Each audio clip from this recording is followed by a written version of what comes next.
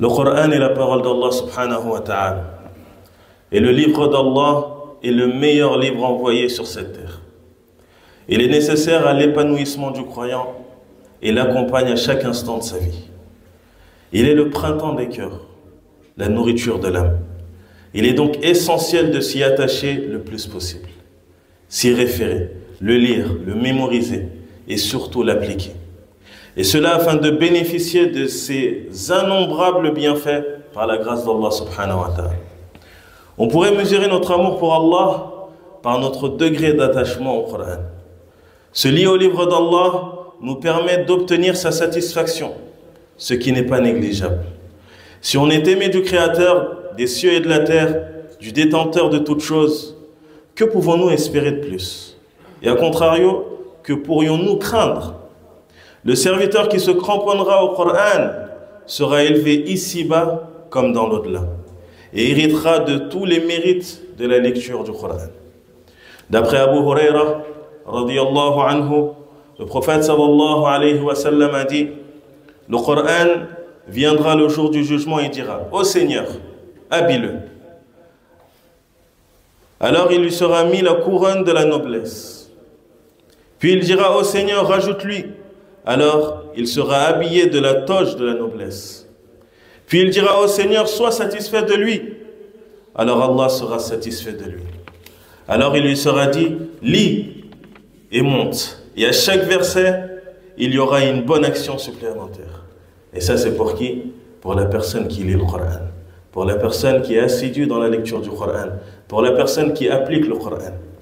Quant à la récompense de celui qui lit le Coran, le prophète sallallahu alayhi wa sallam dit: celui qui lit une lettre du livre d'Allah a pour cela une bonne action. Et la bonne action compte 10 fois. Je ne dis pas que Alif Lam Mim est une lettre, mais Alif est une lettre, Lam est une lettre et Mim est une lettre. Selon Abdullah ibn Amr ibn al-As, radiyallahu anhuma, le prophète sallallahu alayhi wa sallam a dit: on dira le jour du jugement dernier au lecteur assidu du Coran: lis et monte les degrés du paradis. Récite clairement comme tu le faisais dans le bas monde. Ta place au paradis te sera fixée au dernier verset que tu liras. Et ça te montre que la personne qui a mémorisé le Coran, la personne qui était assidue dans la lecture du Coran, fera partie des gens au plus haut niveau au paradis. De plus, le réciter, l'apprendre, le méditer, et en somme s'y conforter, sont en soi des actes d'adoration. Il en découle donc tout autant la récompense. Et le Coran a été descendu pour être mis en application. Le Coran, ce qu'Allah attend de toi, ce n'est pas le simple fait que tu lises le Coran pour le lire. Mais le Coran, c'est une guidée. Le Coran, c'est une lumière. Nous, aujourd'hui, on a besoin de lumière pour pouvoir savoir où on va. Quand tu rentres chez toi la nuit, tu allumes la lumière pour pouvoir voir où est-ce que tu vas te diriger. Et bien, le Coran, c'est une lumière pour nous. Le Coran, il nous montre la vraie voie. Il nous montre la voie droite. Siratullah al-Mustaqim. Donc, on a besoin du Coran tout au long de notre vie. On a besoin de méditer sur le Coran. On a besoin de lire le Coran. Ben, on a besoin d'appliquer le Coran. Kitabun anzalnahu ilayka mubarakun liyadabbaru ayatihi wa liyatadhakkara ulul albab. Voici un livre béni, Mubarak, que nous avons fait descendre vers toi, afin qu'il médite sur ces versets et que les doués d'intelligence réfléchissent. Il constitue également une guérison pour le corps et les âmes. Allah Azza wa Jal dit: et nous faisons descendre du Coran ce qui est une guérison et une miséricorde pour les croyants. Donc le Coran, bien que c'est une guidée et une lumière, mais c'est aussi une guérison pour ce qu'il y a dans les cœurs, pour ce qu'il y a dans les poitrines. Le cœur, il a besoin de ce Coran. L'âme a besoin de ce Coran. De même, il sera un intercesseur en faveur du lecteur assidu lors de la résurrection. Lire, mémoriser et méditer le Coran est l'une des adorations qui contribue le plus à nous rapprocher d'Allah subhanahu wa ta'ala. Par ailleurs, comme Allah Azza wa Jal est immensément juste, que l'on excelle ou non dans la récitation du Coran, il ne faut pas désespérer. Il y aura une récompense pour tous à hauteur de ses efforts. Le prophète sallallahu alayhi wa sallam dit: celui qui récite le Coran parfaitement est avec les généreux anges, et celui qui le lit avec difficulté a deux récompenses. Une récompense pour la lecture et une autre récompense pour l'effort qu'il a fait, malgré que cela est difficile pour lui. Le Coran intercédera le jour de la résurrection. Abu Umama radiyallahu anhu rapporte: j'ai entendu le prophète sallallahu alayhi wa sallam dire: lisez le Coran, car il viendra le jour de la résurrection comme intercesseur pour les siens. Et on sait qu'il y aura des intercessions. Il y aura plusieurs sortes d'intercessions. Tu auras des intercessions pour la personne qui a mérité de rentrer en enfer, pour qu'elle n'y rentre pas. Il y aura des intercessions pour des personnes qui sont rentrées en enfer, pour qu'elles puissent en sortir. Il y aura des intercessions pour des personnes qui vont rentrer au paradis et pour pouvoir les élever au paradis. Donc il y a plusieurs sortes d'intercessions. Et le Coran fera partie des intercesseurs Yawm al-Qiyamah, de ceux qui vont intercéder pour les musulmans.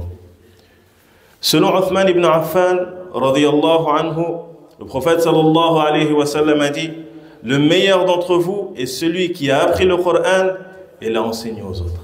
Le meilleur. Le prophète sallallahu alayhi wa sallam il dit: le meilleur d'entre vous, le meilleur, c'est qui? Celui qui a appris le Coran. Et après l'avoir appris, l'a enseigné aux autres. D'après Buraïda, radiyallahu anhu, le prophète sallallahu alayhi wa sallam a dit: celui qui lit le Coran, l'apprend et le met en pratique, ses parents seront vêtus le jour de la résurrection d'une couronne de lumière. Sa lumière sera comparable à celle du soleil. Et ils seront vêtus d'habits qui valent plus que la vie d'ici-bas. Ils vont dire: qu'est-ce qui nous vaut d'être habillés comme cela? Il leur sera répondu: parce que votre enfant a appris le Coran. Parce que votre enfant a appris le Coran. Donc de par le fait que ton fils il apprenne le Coran, Yawm al-Qiyamah, ça sera un privilège pour toi. On va t'habiller de vêtements qui sont meilleurs que toute cette vie d'ici-bas et ce qu'elle contient. Et tu seras habillé d'une couronne qui sera faite de lumière. Pourquoi? Parce que tu as appris le Coran là. Parce que ton enfant a appris le Coran. Pourquoi ce privilège? Car ton enfant a mémorisé le Coran. D'après Al-Bara ibn Azib, radiyallahu anhu, le prophète sallallahu alayhi wa sallam a dit: embellissez le Coran avec vos voix, car certes la belle voix lui rajoute en beauté. Quand tu lis le Coran, tu le psalmodies. Tu essaies de le lire avec la plus belle des voix que tu peux. Et quand on dit ça, il ne faut pas rentrer dans l'exagération, comme on l'entend aujourd'hui. Il y a certaines personnes qui récitent le Coran, bien qu'il soit connu, mais ils le récitent d'une manière qui ressemble à la musique. Il fait ressembler le Coran à de la musique. Le Coran, ce n'est pas de la musique. Quand tu récites le Coran, tu ne le récites pas comme tu chantes de la musique, comme les musiciens font. Ça, les savants, ils mettent en garde contre cela. Ça, ce n'est pas le but du Coran. De réciter le Coran avec des... Tout ça, ça ne fait pas partie du Coran. Et le Coran, il n'est pas descendu de cette manière-là au prophète sallallahu alayhi wa sallam. Tu dois d'embellir la voix, naam. Tu embellis la voix, pourquoi? Parce que ça rajoute de la beauté au Coran. Mais ne pas rentrer dans l'exagération dans cela. Et le Coran, c'est quelque chose qu'on a besoin. Tous les jours. Tous les jours, tu te dois d'avoir ton wird. Soit tu lis un juz, tu lis la moitié d'un juz, tu lis quelques pages du Coran. Mais fais en sorte que tous les jours, tu as une part du Coran. Que dans ta vie, tous les jours, tu as une part du Coran que tu lis tous les jours. Ça, c'est important. Le musulman, il ne vit pas sans le Coran. Et tu t'étonnes d'être malheureux dans ta vie, d'avoir des problèmes, de ne pas te sentir bien. Mais quand tu médites sur ta personne et sur ta situation, tu vois que tu es loin du Coran. Tu es loin du rappel d'Allah. Donc tu ne peux être que malheureux. Donc on revient au Coran. Et on le voit pendant Ramadan. Pendant Ramadan, notre foi elle augmente. Pendant Ramadan, on a des facilités à faire des choses. Il y a de la baraka dans le temps. Pourquoi? Parce qu'on a renoué avec le Coran. Mais le problème, c'est qu'après Ramadan, on délaisse. Après Ramadan, on reprend les péchés qu'on commettait. Après Ramadan, on s'écarte du Coran. Après Ramadan, on ne lit plus le Coran. Après Ramadan, on range le Coran sur l'étagère. C'est pas pour ça que le Coran a été descendu. Le Coran, c'est pas un embellissement pour les maisons. Il n'a pas été descendu pour que tu l'accroches au mur. Le Coran, il a été descendu pour que tu le lises, pour que tu médites sur le Coran, pour que le Coran te montre le droit chemin. Ça, c'est le but du Coran.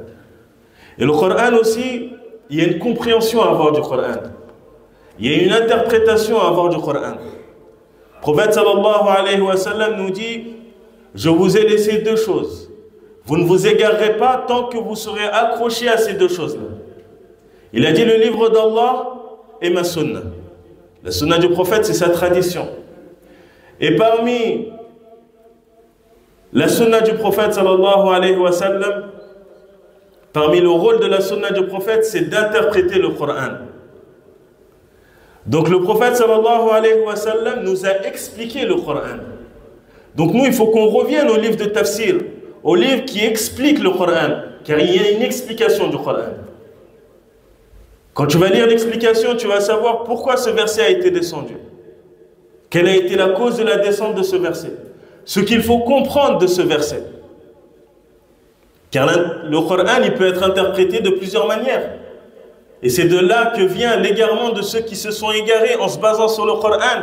Car ils ont une mauvaise interprétation du Coran.